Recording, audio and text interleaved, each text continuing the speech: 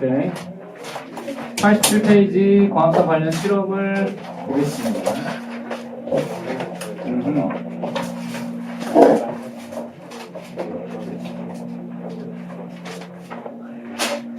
광합성 관련 실험은 5가지로 나눠볼 수 있어요. 우리 번호는 6번까지 되어 있지만 프리스리하고 인게노스를 한 묶음으로 보면은 5개 정도 되는데 해볼까요?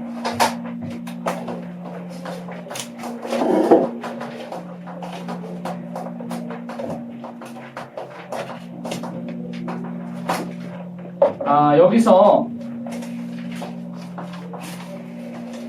첫 번째가 프리스트리 그리고 인게노스인데 프리스트리 인게노스는 같은 맥락의 실험을 아주 오래전에 했다. 이렇게 보면 이렇게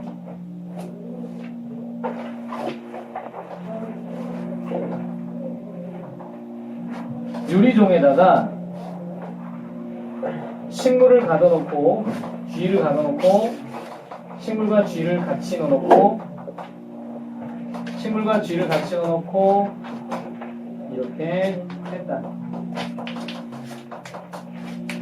여기는 앞에 3개는 빛을 줬고 뒤에는 암시를 만들었다. 프리스트리가 한 실험은 여기까지예요. 프리스트리는 식물이 죽고 쥐도 죽고 여기서는 둘 다 살았다는 걸 발견했는데 왜 이런 일이 벌어졌을까를 생각하고 프리스트리가 결론을 내립니다. 식물은 빛을 통해서 쥐의 생존에 필수적인 산소를 생산한다는 것을 알았고 쥐는 반대로 식물에게 필요한 이산화탄소를 생산한다는 것을 알아낸 것입니다. 프리스트리와 인게노스의 실험의 의미는 이 관계에 대한 거예요. 그리고 프리스트리는 그랬다면 인겐호스는 뭐 한 거냐면 요걸 했습니다. 인겐호스가 이게 인겐호스의 실험인데 이 사람은 이제 이 빛이 있는 것과 없는 것을 비교했을 때 있으면 살지만 없으면 둘 다 죽는다는 걸 또 찾았어요. 따라서 그러기 위해서는 식물이 특히나 산소를 발생시키기 위해서는 무엇이 필요하다는 걸 알았냐면 빛이 필요하다는 것을 밝혀낸 것입니다.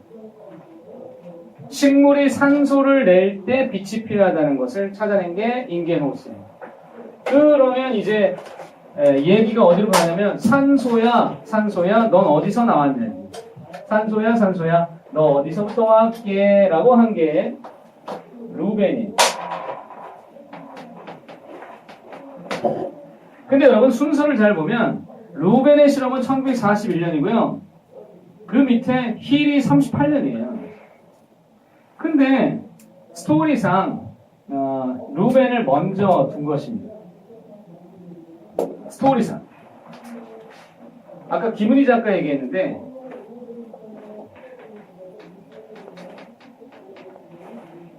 김은희 작가는 장항준 감독의 와이프로서 결혼한 지 10년, 15년이 더 된 걸로 알고 있는데 장항준 감독이 방송에서 나와서 밝힌 이야기 속에 자기 와이프는 원래 방송작가 출신이었는데 아무것도 안 했대. 결혼하고 나서 정말 아무것도 안 하고 그냥 살았대. 그러니까 살림도 뭐 잘했는지 어땠는지는 알 수 없으나 장항준 감독의 말에 그냥 빗대어서 보면 그냥 살림도 별로 관심이 없고 그냥 살았던 것 같아. 근데 장항준 감독이 영화를 라이터를 켜라를 낸 게 꽤 오래전인데 그게 이렇게 성공을 못했어요. 그때 뭐가 나왔냐면 헐리우드 그 대작이 나왔다고 그랬거든. 헐리우드 블록버스터 영화가 나왔었는데 마이너리티 리포트가 나왔다고 했어 그때. 그런데 장항준 감독이 뭐라고 그랬냐면 자기 영화 제작할 비용은 마이너리티 리포트 40초 찍을 분량이라고 했어. 그 제작비로는 마이너리티 리포트를 40초 찍을 수 있다고. 제작비용에서 그렇게 차이가 나는데 자기 영화가 잘 됐겠냐고. 하필 그 영화가 나왔다 이렇게 했는데 그러고 나서 영화를 계속 거의 안 했어요.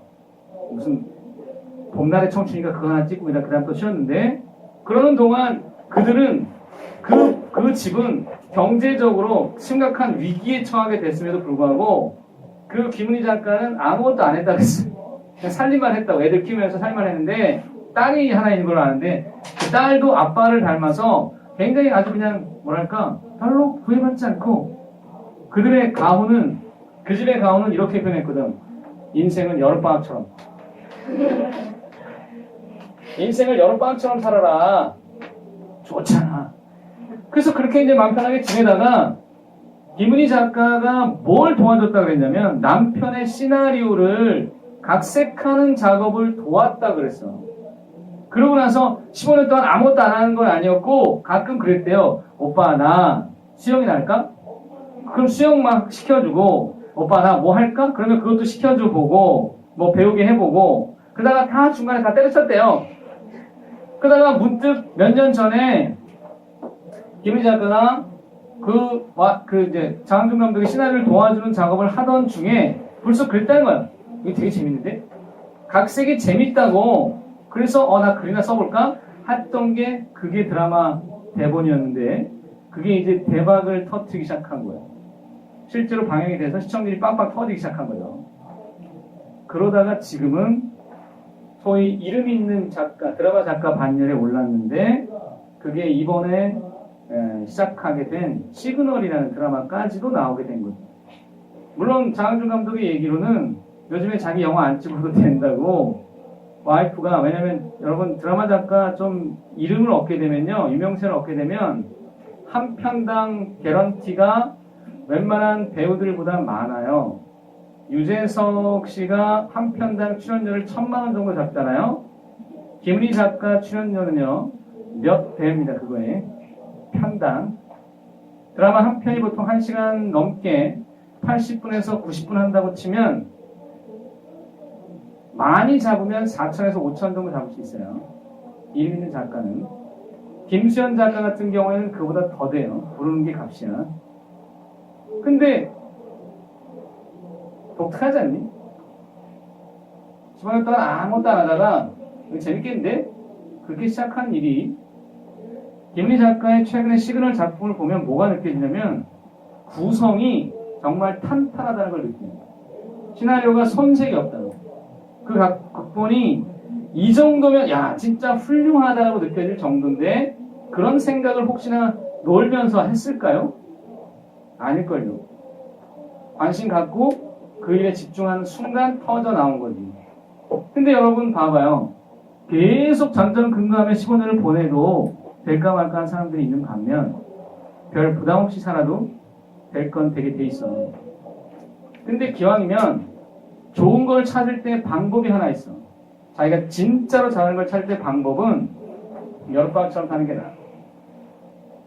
수능 볼 때처럼 살면 계속 마음이 쫓기거든. 생투 잘하고 싶잖아, 그지? 공부 잘하고 싶잖아. 좀 더 한 발 멀리 떨어진 시점에서 바라보는 것도 도움이 될 수 있어요. 수학 두려워하기 시작하면 안 보이는 거야. 적어도 자신감은 필요한 거예요. 내가 못할 건 뭐 있느냐. 마음만 먹으면 할 수 있다고. 선생의 도움이 아닌 내 스스로도 할 수 있다고. 그런데 좀 더 효율성을 높이기 위하여 도움을 받겠다라고 하면 좋은 거예요. 근데 저 선생님 아니면 난 죽음을 달라 그래가지고 뭐 하냐면 일산에서 대치동까지 쫓아가는 순간 게임은 끝나요. 거기 가면 아무것도 없기 때문에. 그 선생에게 의지하고 가는 순간 없는 거죠. 내가 있고 그 사람의 도움을 받으면 되는데 그게 아니라 그 사람이 아니면 난 끝난다고. 그럼 끝나요 그냥. 자기 말로 그랬잖아요. 끝난다고. 내가 늘 얘기하잖아. 덕선이가 응답하면서 덕선이가 아빠한테 그랬다니까 아빠 내가 대학에 못 가더라도 나 너무 위험한데요? 자기 대학에 못 간다고 단정 지은 거랑 맞잖아요. 왜 그렇게 하냐고. 그 아이가 뭘 찾으려고 할 때 필요했던 요소는 내가 원하는 걸 찾겠다는 생각이에요.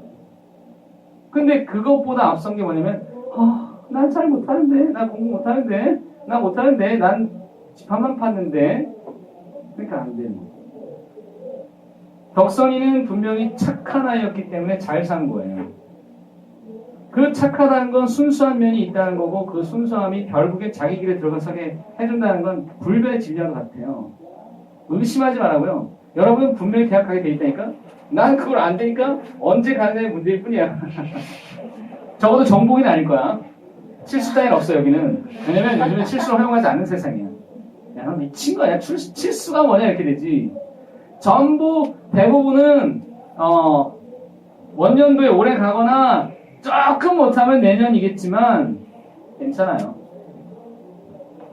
대신에 이 시간도 지나고 나면 추억이 되게 만들면 돼요.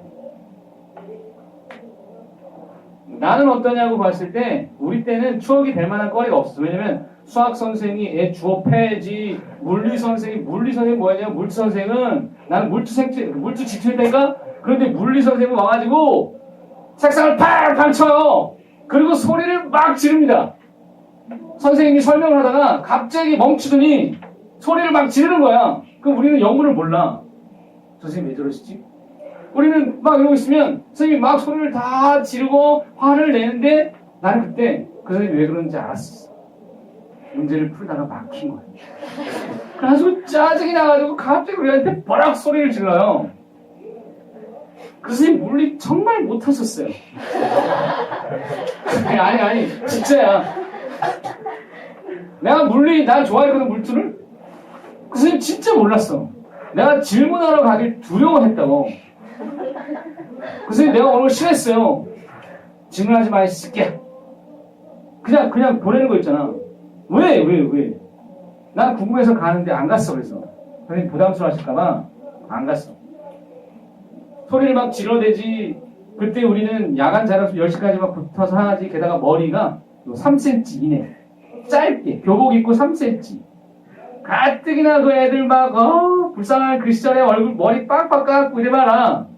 진짜 볼품없고요. 남중 남고 나온. 그래서 난 대학 가자 혼성합창단을 찾아갔다 했잖아요. 얼마나 그리웠으면 혼성을 찾아갔겠니? 아니 그래도 그 시절 돌아보면 그 얘기가 맞아. 그 시절이 진짜로 좋았던 시절이라고. 그 시절만큼 또 좋았던 시절이 없을 수도 있겠지. 다시 돌아가면 안 갈 건데 좋았던 시절이에요. 그냥 좋았던 시절이야. 지금의 내가 좋았던 시절로 여기는 거야. 그런 거지. 됐어. 대학 시절도 대학교 1학년 때 참 좋은 시절이었지만 다시 돌아가진 않을 거지만 안 갈 거야. 뭐하러 가? 지금이 좋아 나는. 루벤 뭡니다. 루벤이 산소의 이유가 궁금했어요. 그래서 실험을 하기를. 여러분 다시 한번 과합성을 떠올래. CO2, 6CO2와 12H2가 만나서 포도당 플러스 6O2에다가 6H2O라고 했는데 이 산소가 나올 수 있는 곳은 여기 아니면 여기야.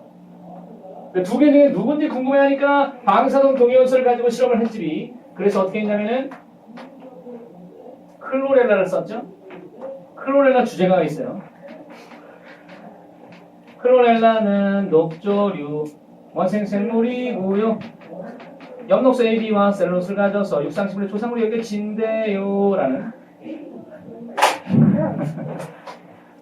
근데 여기다 뭘 썼냐면은 H2O 그 다음에 CO2에서 여기에다가 동위원소를 표지해봤고, 마찬가지로 여기다가는 H2O, CO2 중에서 동위원소를 CO2에다가 표지를 해본 것이죠.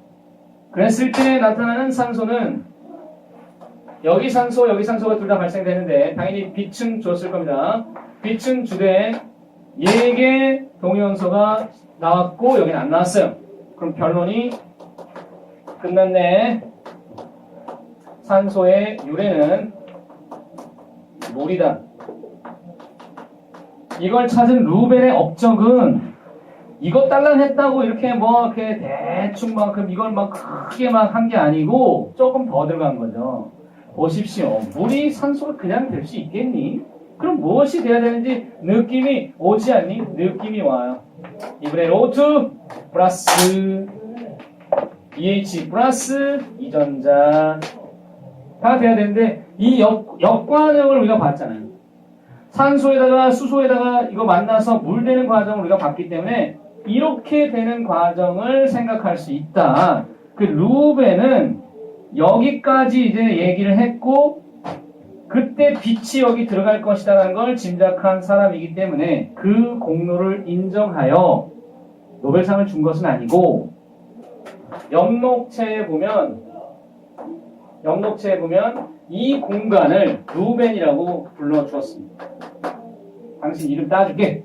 그래서 티라코이드 내부 공간을 루벤이라고 부르게 된 것입니다. 그 다음에 나타나는 사람이 누구냐면 언더백이 힐이죠. 힐에게 인사하는 게 하이 힐이고요. 근데 이 힐이 현실은 뭐냐면 이것과 이어져서 가야 되는데 여러분 아니 이걸 그래 뭐 이제 오늘은 약간 이제 그런 식으로 갈 수밖에 없어요. 왜냐면 딱히 그렇게 뭐 좀 재미있는 주제는 없습니다. 여기서는 없어요. 6단원 가면 이제 쏟아내볼게요 한번. 억지로 막 연결시키고 막 이렇게.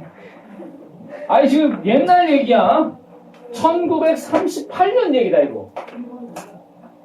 야, 그 시절에 우리는 뭐 했냐? 1938년에 우리나라에서 무슨 일이 있었니? 또 아무것도 몰라? 그래 모르면 그냥 일제시대지 그냥. 38년도에 여러분 부모님이 태어나지도 않았고 진짜 아무랬던 그 시절에 전 세계적으로 그랬어요. 세계대전이 있고 또 이제 그 세계대전이 또 벌어질 그 무렵에 그래도 힐이 무슨 실험을 했다고? 야, 씨, 이거 누가 받아줘야 되는 거 아니냐고.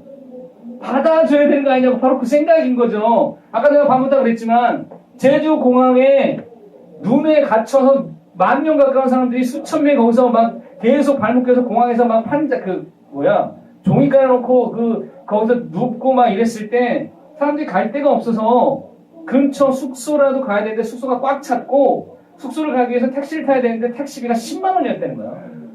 부르는 게 값인 거지. 숙박비는 막 천정부지로 치솟고 심지어 편의점에 음식이 동나고 사람들 배고파가지고 그 먹다 남은 음식 막 먹고 그랬다는 게 뉴스에 나왔는데 우리는 아직도 미담이 별로 안 들려. 아까 방금 그 얘기 하고 있는데 미담이 나오긴 하더라고. 근데 야 거기서 택시비를 10배 높여서 받을 게 아니라 서로 힘드니까 택시비 안 받겠다고 하는 사람은 왜 안 나오는 거냐고. 숙박비 안 받겠다고 지금 힘들어서 그런 건데 내가 이거 어떻게 받냐고 그러거나 음식을 그냥 공짜로 제공해주거나 입을 그냥 무상으로 제공해주는 사람들은 물론 있었는데 우리는 이야기가 먼저 들리냐면 뭐가 들리냐면 내가 딱 이 숙박비 높이고 막 그 찜질방 가격 올리고 막 이때가 한몫 벌어야 될 때다 해가지고 택시비 10배 10만 원을 받고 막 이런 거지. 그것도 만약에 1km 가는데 10만 원 받아봐라. 야 관광객한테 사기치는 거랑 똑같지 않니? 울며 그냥 그걸 타야 되는 거니? 왜 우리는 그래야 되는 거니? 제주도는 원래 그래왔다? 조금만 성숙이면 바로 막 몇 배로 올려서 받아요. 그러니까 제주도 안 가죠. 나 같아도 제주도 안 가죠. 사람들 늘 그 생각에 그 돈이면 따라 동남아시아 간다고. 근데 뭐가 맞냐면 이게 맞는 거 아니야? 진짜로 만약에 그때 어떤 카페든 음식점이든 또는 숙소든 눈에 갇힌 그 사람들 위해서 저희 집으로 오세요. 그냥 재워드릴게요.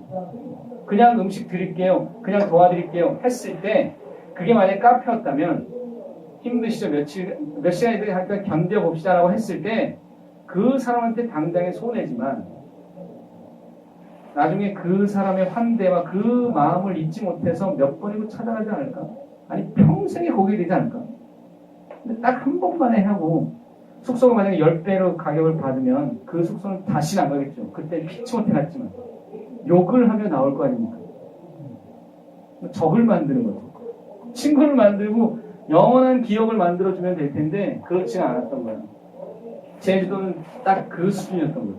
공항이. 안타까운 거지. 우리 왜 그런 미담이 별로 없냐고. 제주도에 그렇게 눈이 온 건 50년도 더 된 일이라는 거예요. 그만큼 정말 희귀한 일이라는 거야. 그렇게 온 적이 없었대요. 그럼 서로 도와야지. 세상에. 일사에 만약에 눈이 2m가 오면 서로 도웁시다. 어떻게 도와야 될까요? 2m가 오면요, 1층이 사라져요. 1층이 사라진다고요? 그럼 길을 뚫어줘야죠, 사람들에게. 그때 심장마비 조심하세요. 심장마비. 젊었다고 들었는데 방심하면 안 돼. 미국에서 심장마비로 사망한 사람들이 꽤 젊은 사람들, 40대 경찰들 뭐 이런 사람들이 사망했다고 해서.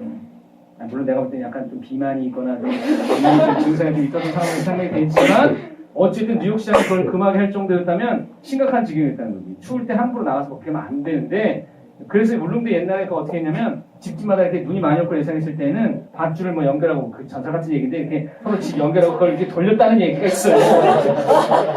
말하지도 않은 얘기인데 그랬다는 거야 옛날에. 아, 그리고 미국의 덴버 지역 같은 경우에 그 미국 중서부 지역 로키 산맥 그 근처에 눈이 많이 오는 지금 5월달까지 눈이 오는데 그 지역은 실제로 지금도 어쩌면 눈 많이 오면 2m까지 온다는 거예요. 그래서 딱 아침에 눈 왔네? 그 창밖에 나가면 눈밭이 이렇게 쫙 펼쳐진 거지. 거기 2층이야. 창문까지 눈이 쌓였네. 이런 거지. 웬일이지? 거기 1층처럼 느껴지는 거야. 그 밑에 사람들이 있다는 얘기야. 어머, 어떡하니? 이렇게 되는 거지. 나만 아니면 다행인 거야? 아, 우리가 언제까지 그러고 살아야 되냐고. 하이힐. 그러면 봅시다. 여기서 얘가 엽록체를 썼다는 거죠. 얘가 아니고 히 할아버지가 엽록체를 썼는데 엽록체에다가 사실 여기 보면 이거 보세요. 공기를 뺐죠. 공기를 뺀 작업을 했다는 건 힐은 이미 예측한 거예요.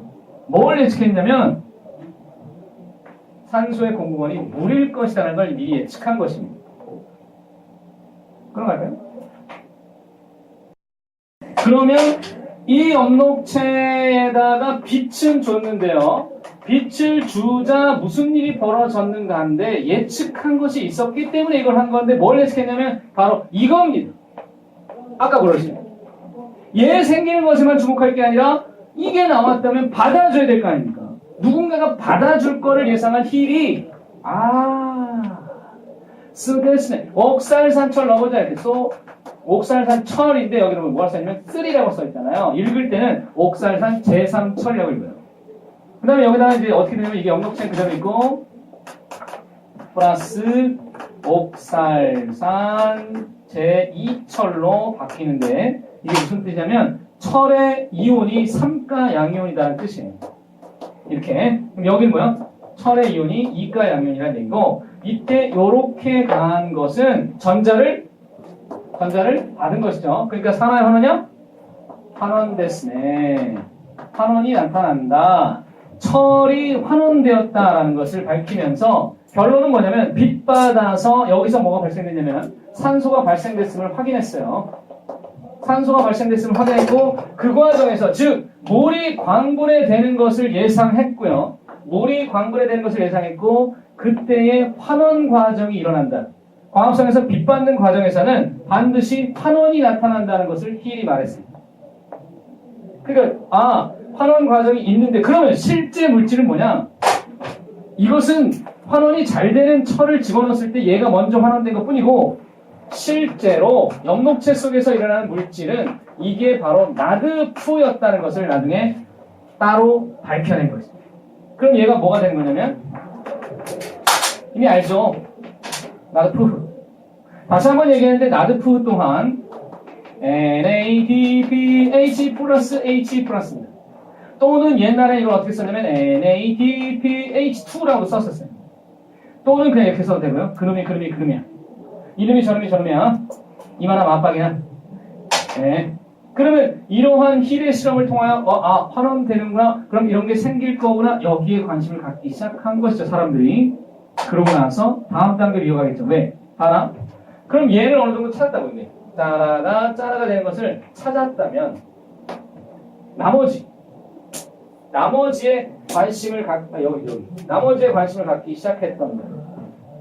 그때 나타난 혜성처럼 등장한 슈퍼스타 벤슨나 저시 실험은 수능의 단골 메인인데 잠깐 넘기지 마세요. 문제 풀고 갈게요. 문제 풀고 가실게요. 80페이지 2번 문제 봐주세요. 80페이지 2번 문제 써 1번 힐의 실험에서 빛이 있을 때 옥살산 제3철이 환원된다. 맞았죠? 맞는 말이지. 이런 문장에 자신 있어야 된다. 2번 옥살산 철2 옥살산 철처럼 안 읽고 옥살산 제2철 거기에 해당되는 물질 ADP라고? 노 여기 있네. 나드푸 오케이. 환원된 물질이다. 그 다음 3번 광합성 결과 발생하는 O2는 CO2에서 유래한다? 노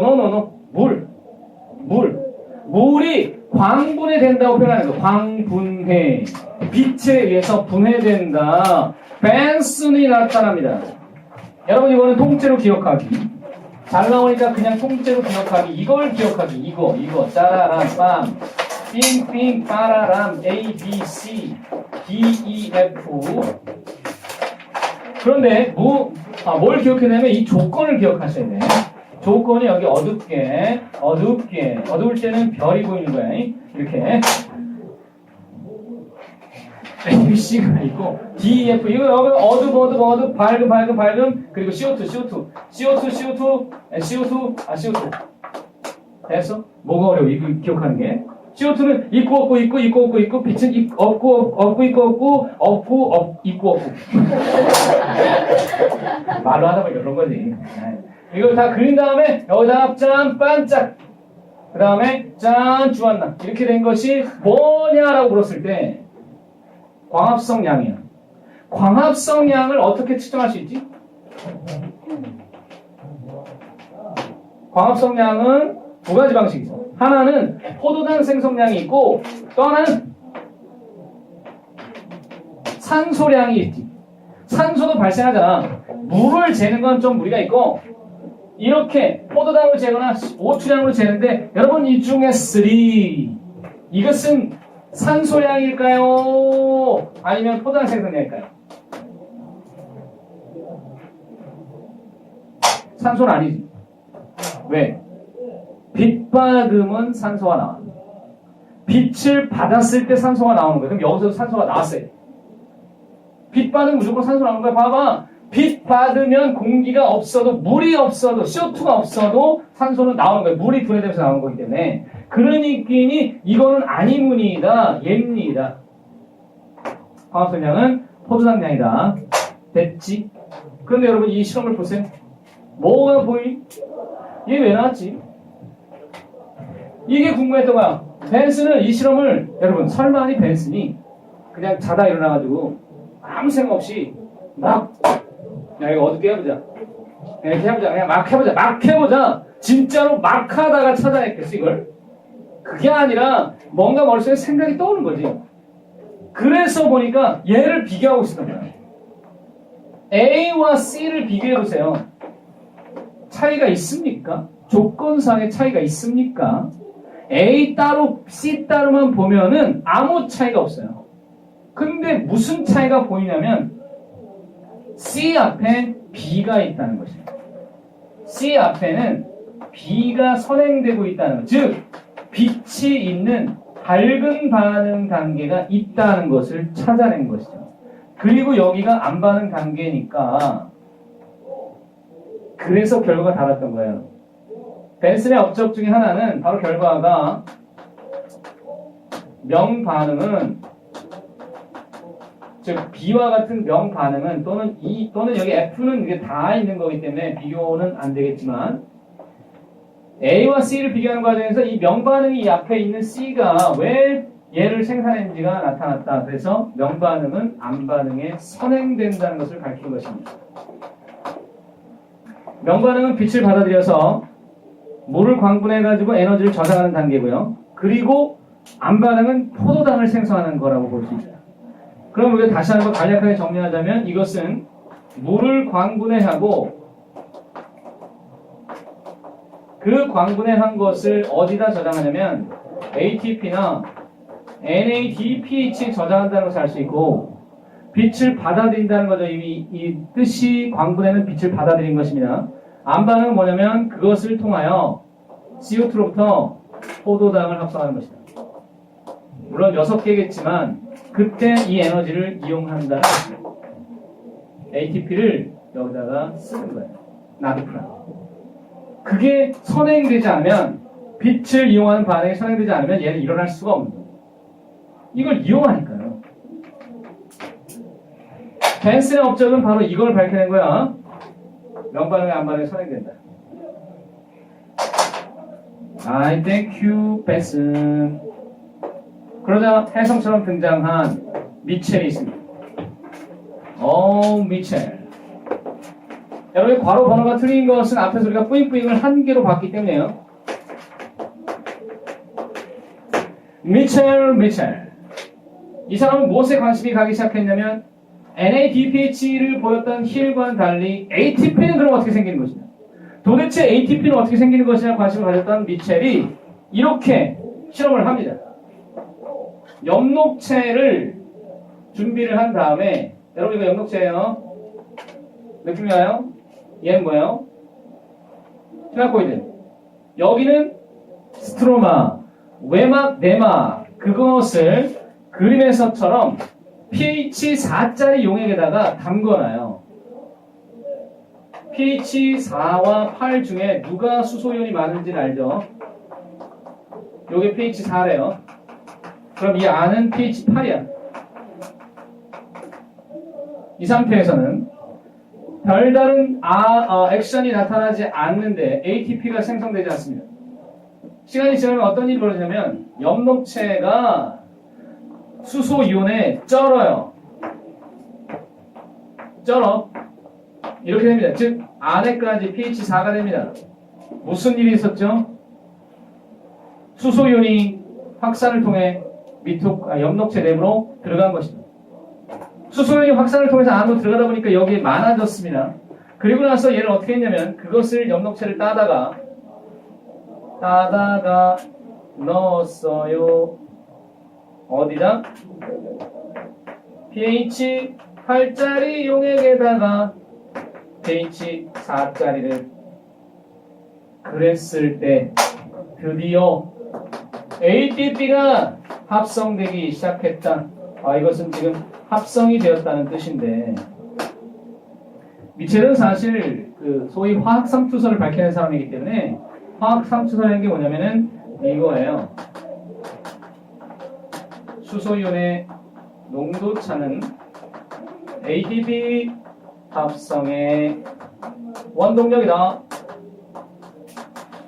수소이온의 농도차를 이용하여 ATP를 만들어내는 거야라는 것을 밝힌 이것을 일명 화학삼투설이라고 한다고요. 화학삼투설. 그럴 때 여기서 생긴다는 것을 우리가 조금만 더 구체적으로 생각을 한번 해보자. 엽록체 내부에서 ATP가 생긴다는 건 이미 앞에서 밝힌 바와 같이 도대체 어디에 이용되는 ATP냐는 걸 생각해야 돼요. 어디에 이용될까요? 여기 있네요. 암반응이 이용되는 거죠. 그러면 암반응이 일어나는 장소가 어디입니까? 스트로마죠. 엽록체 바깥도 아니고 루벤도 아니고 여기죠. 여기. 그럼 ATP가 있어야 할 장소 또한 이 노란색 색칠한 부분이에요. 스트로마에 있어야 됩니다. 그렇다면 우리는 두 가지 이동을 생각할 수 있는데 처음에 이렇게 엽록체가 쩔어 있을 당시에 여기가 다 수소이온은 두 가지 이동을 할 수 있는데 여기서 바깥으로 나가는 수소이온 하나와 여기서 이리로 나가는 수소이온의 이동을 생각할 수 있다는 겁니다. 당연히 누가 주가 되는 수소이온의 농도 차겠느냐. 2번에 의해서 ATP가 생긴다는 거죠. 동그라미 2번이 ATP를 만드는 원동력이지 만약에 1번 때문에 생겼다면 ATP는 아마 여기 생겼을 거예요. 그럼 여기서 바깥인데 그럼 세포가 쓰면 되네.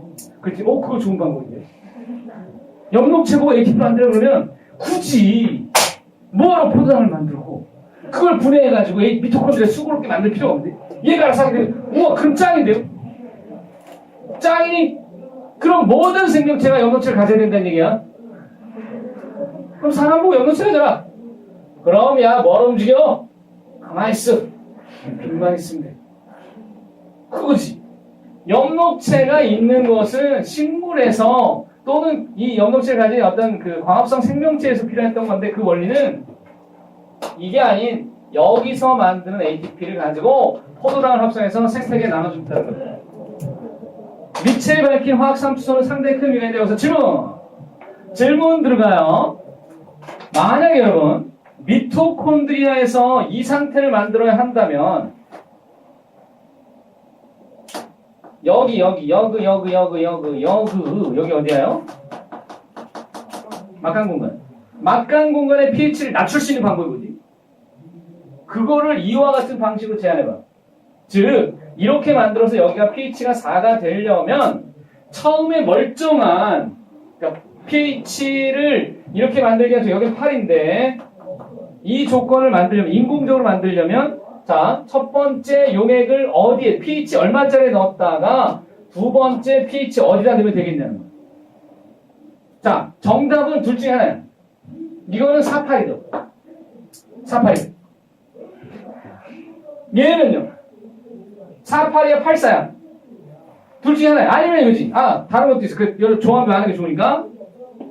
정답은 48 아니면 84 아니면 44 아니면 88 아니면 관심 없음. 알바 아니다. 뭐 이거 있잖아요. 여러분 뭐예요? 이렇게 만들 수 있는 방법은 처음에 8에다 넣었다가 4에다가 넣으면 되는데 주의할 게 있습니다. 8에다 넣으면 그냥 이 상태야. 8에다 넣으면 그냥 이 상태야.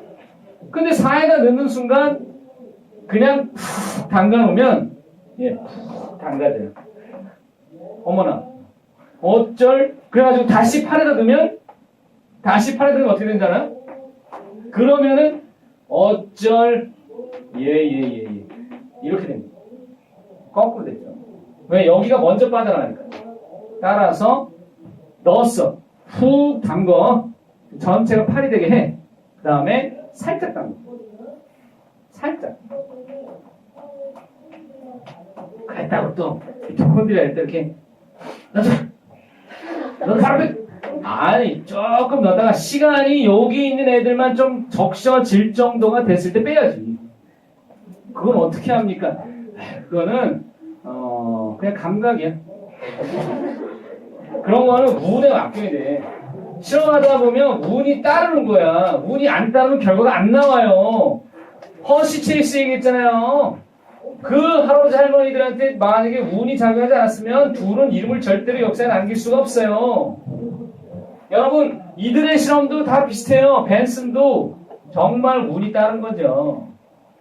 에디슨만 제일 무모했던 겁니다. 에디슨은 미련 곰탱이였던 거죠. 아 그리고 에디슨 얘기 오해하면 안 된다?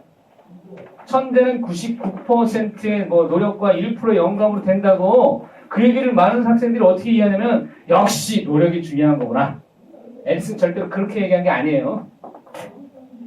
에디슨이 한 말은 천재는 99%의 노력과 1%의 영감이 되기 때문에 일반인들은 못 된다는 얘기야. 네가 1%가 없기 때문에 안 된다는 거지 라고 얘기하고 싶었는데 사람들은 그걸 오해해가지고 곡해한 거죠. 역시 노력이 중요한 거구나. 에디슨은 그렇게 얘기한 적이 없어요. 네가 천재가 못 된다고 얘기한 거예요. 나는 천재인데 너는 아니다. 왜 천재가 안 되는지 아느냐? 네가 부족한 게 있기 때문이라고. 사람들은 그 말을 이해하지 못한 거예요. 에디슨은 내가 볼 땐 천재가 아니라 미련한 사람이야. 왜냐하면 한 번 실험을 할 때 1000번 넘게 했거든. 미련하지 않고서 그렇게 되겠니? 그러니까 순진한 바보. 그렇기 때문에 열정을 갖고 계속한 거지. 그 사람이 그 마음이 없었으면 어떻게 정보를 발명하고 그 많은 걸 발명을 했겠니? 그리고 성기 못돼가지고 이게 누랑 싸우고 막 내보내고 막 그랬다고. 미리스는 진짜로, 이야. 아마 제주도 공항에 있었으면은, 100배를 불렀을 사람이에요. 택시비 100배라고. 내가 여기서 한번 보라. 그건 그냥 하는 얘기고요. 필시즈 3번 보세요. 필시즈 3번에서 벤슨과 미첼의 실험을 같이 얘기할 수 있는데, 이건 비교할 때 어렵지 않을 거예요. 동그라미 기억은 스트롱합니다. ATP의 농도는 언제 높아질까요? 빛이 있을 때와 없을 때를 비교할 수 있죠. 당연히 빛이 비춰져야 ATP도 만들어지는데, 그건 우리가 다시 한번 설명할 기회가 있겠지만, ATP를 만들려면 수소이온 농도차가 발생해야 되는데, 수소이온 농도차가 발생하기 위해서 전자가 흘러가야 되고 물이 분해돼야 돼요. 물이 분해되려면 빛이 있어야 됩니다. 따라서 T2일 때 ATP가 더 많죠. 그래서 1번은 틀린 겁니다. 그 다음 pH는 니은의 pH를 물어봤어요. 여러분 니은을 뭐라고 한다고? 동그라미 니은을 뭐라고 한다고? 루벤의 pH는 누가 더 높은 거지? 언제가 더 높은 거지? 빛이 있는 쪽은 어디야? 그치? 빛이 있으면 T2에서 pH가 어떻게 돼? 낮아지. pH가 낮아진다는 말은 수소윤의 농도가 높아진다는 뜻이에요. 따라서 T3일 때는 높은 상태가 되죠. 무슨 얘기냐면 T3는요, 있는 수소이온들이 사라져가는 거예요. 점차적으로 사라져가는 반면 T2는 그나마 명반응이 진행되기 때문에 그러면 점차적으로 수소이온이 루벤에 쌓이게 되는 거죠. 그럼 pH가 낮아질 것이고 T2는 pH가 낮아질 것이고 T3는 그것을 하지 못하니까 명반응을 하지 못하니까 여기서는 pH가 높아지는 거예요. 루벤의 pH. 됐어요? 둘 다 X야. 둘 다 X. 됐어. 89페이지 보세요. 그래프는 빛과 CO2 유무에 따른 광합성 속도야. 바로 갑니다. 4번 문제에서 여기에 포도당이 생성되는 곳이 어디야? 포도당 생성되는 곳이라면 그 실선이 올라와 있는 곳이니까 3, 4에선 다 나오고 있네. 2번 문제 바로 가요. 광합성이 일어나기 위해서는 명반응이 암반응보다 선행되어야 함을 알 수 있으려면 무엇을 비교해야 되느냐? 누굴 비교해야 돼? 조건이 같으나 앞에 것이 다른 것. 즉 14. 됐어요? A에 CO2가 지속적으로 소비되는 건 3번이죠. 왜? 빛도 있고 CO2도 있다면 지속적으로 소비된다. 5번 문제 바로 이어가요. 자, 미첼의 실험인데 pH 7, 8 대신에 7로 쓴 겁니다. 티라코이드를 이용해가지고 ATP를 합성하는 과정을 이제 살펴보는데, 자, 문제 바로 들어가서 나에서 pH 4인 완충 용액으로부터 티라코이드 안으로 수소가 이동했다. 맞지요? 확산돼서 들어간 것입니다. 첫 단계에서 바로 이 확산돼서 들어가는 지워버렸네요. 예, 확산돼서 들어가는 단계를 설명하고 있습니다. 두 번째, 나에서 티라코이드와의 경계로 수소연 농도 기울기가 생긴다라고 했는데, 그랬기 때문에 ATP가 생겨난 거예요. 그러니까 티라코이드 내부하고 바깥쪽에 수연 농도차가 생기면서 여기가 많아지고 이쪽이 적어지면 그러면 수소연이 밖으로 나오면서 ATP 합성 요소에서 ATP가 생겨나는 거다. 그것은 이제 다시 정리를 할 겁니다. 루벤과 스트로마 사이에서의 수소연 농도차가 ATP 생성의 원동력이었던 거예요. 여기가 많고 여기가 적어야 돼. 오케이. 자, 그 다음에 3번에서 산소가 발생하느냐? 틀렸죠. 왜냐하면 빛이 없으면 무조건 산소는 안 나와요. 산소가 나오려면 빛이 있을 때 물이 광분해져서 생기는 거기 때문이에요. 그래서 X고, 이제 우리는 다음 시간에 광합성의 전 과정을 다시 한번 보는데, 이제는 본격적 이야기 명반응, 암반응을 다시 살피면 광합성은 끝나거든요. 그런데 다음 주에는 우리가 이 광합성을 전체를 끝낸과 동시에 6단원을 들어가게 돼 있는데, 이게 진도상으로 어떻게 되냐면 문제풀이를 여러분이 이제 뒤에 거 명반 암반을 못하다 보니까 다 풀을 수는 없단 말이죠. 최대한 배운 범위까지 풀어오시고 개념학의 문제나 이런 데서 알 수 있는 데까지 풀어오시고 다음 주에 내용 나가고 나면 실제 실험 문제풀이는 우리가 따로 이제 문제풀이 강좌를 두거나 그 다음 시간에 해야 될 거예요. 다음 주에 6단원 들어갈 거니까 그렇게 아시고 전체 연습 많이 해오시기 바랍니다. 오케이.